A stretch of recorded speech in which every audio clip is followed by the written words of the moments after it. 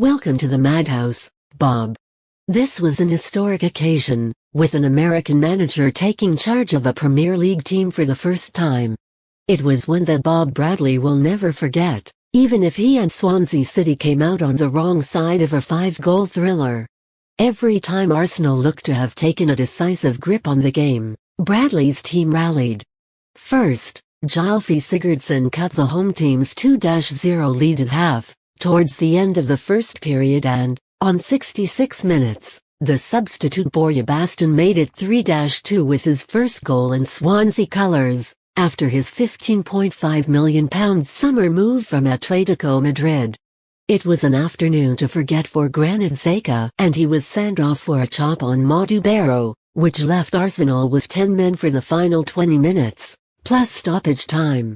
Bradley's visitors ramped up the pressure and, during a gripping finale, Barrow and Sigurdsson missed gilt-edged chances. But Swansea could not force the equaliser, and, when the final whistle blew, it meant that the club had equalled their worst-ever start to a season. For Arsenal, this was a 6th straight Premier League win, and it put an end to their recent difficulties against Swansea.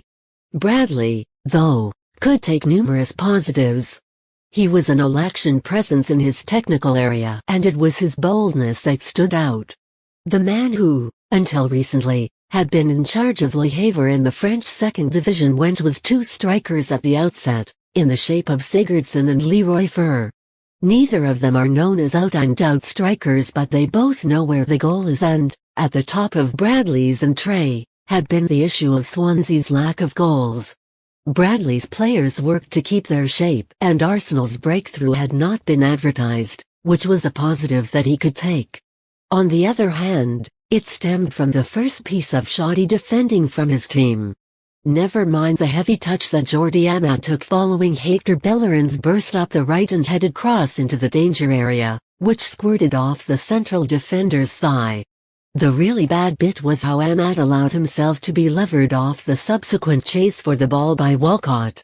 With Łukasz Fabianski off his line in unconvincing fashion, Walcott squeezed his shot inside the near post. Swansea's afternoon would soon get worse. After a slick Arsenal move had finished with Bellerin seeing a shot deflect wide, Santi Cazorla swung over the corner. Jack Cork stooped to head clear, but the ball ricocheted back to Walcott, and he had the time to take a touch, spin and beat Fabianski.